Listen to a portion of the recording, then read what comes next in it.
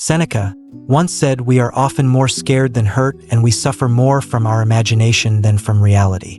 You might be facing a tough conversation that you've been avoiding for months, or you could be starting a new project that pushes your limits. Maybe you're changing jobs, moving to a new city, or starting a new relationship. Any of these can create fears and anxieties that make you feel trapped even before the situation begins. It's a timeless truth that many of the things we worry about never happen. However, our imagined fears can have real effects. Fear can cloud your judgment, just like other strong emotions such as anger. The grip of fear can be paralyzing. So, how do you take back control? How do you get back to your effective self, ready to face whatever comes next? First, start with one of the key practices in Stoicism, the premeditation of evils. Think about the worst that can happen, the absolute worst. Explore that idea, feel it deeply, understand what it would look like and feel like. Good. Now you've removed some of the surprise and fear. You're ready for the worst. As Seneca said, the person who has anticipated trouble reduces its power. When it arrives, next comes preparation. What can you do to get ready? What options do you have if the worst happens? How can you prevent it from happening? What can you do today to lower the chances of the worst occurring? If it does happen, how can you recover? Write it all down and think it through. These steps, clarifying your fears, imagining the worst-case scenario, and brainstorming solutions, are key tools in the fear-setting exercise created by entrepreneur Tim Ferriss, inspired by Seneca and Stoicism. You can learn more by watching his popular TED Talk. After that, you must practice. Consider Cato, a famous Stoic, who often walked around barefoot and in minimal clothing, regardless of the weather. Why? He was training himself for a life in which he might face poverty. He was an aristocrat, so it was unlikely he would ever be poor. But he wanted to eliminate his fear of it, so he experienced small bits of that life. This practice gave him great strength. Facing and thinking about difficulties took away their power over him. Soldiers train not just to shoot, but also to prepare for being shot at. Companies do practice runs against their competitors. Football players rehearse plays to recover from mistakes and train their backup quarterbacks.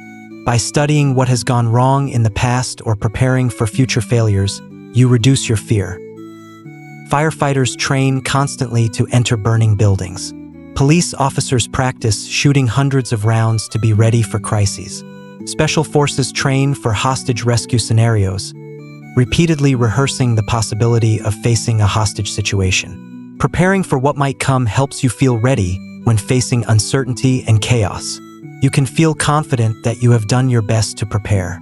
This is how you take control of your fear. Think of practice as a form of immunity to fear, weakness, and self-doubt. Practice things you think you can't do, and you might discover that you are capable of more than you believed.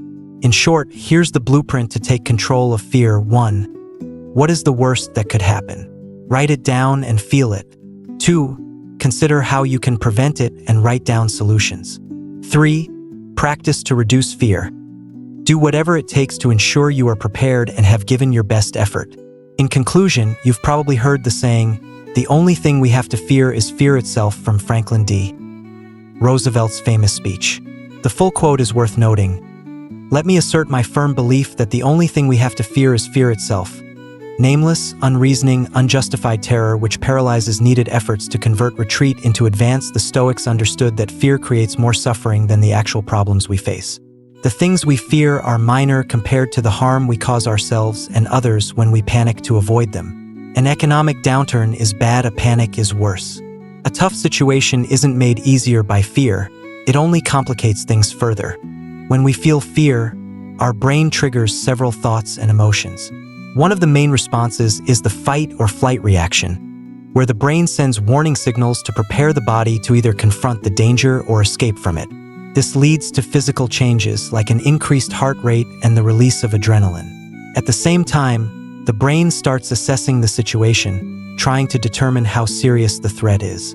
This often leads to imagining worst-case scenarios. Individuals may also feel vulnerable or helpless, which can result in anxiety or depression.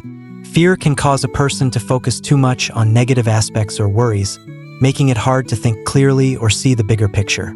Additionally, there is often a strong desire to return to a place of safety or comfort, prompting people to seek ways to avoid the situation that is causing the fear. Overall, fear is a natural response to perceived threats, but it can sometimes lead to excessive worrying or negative feelings that impact daily life.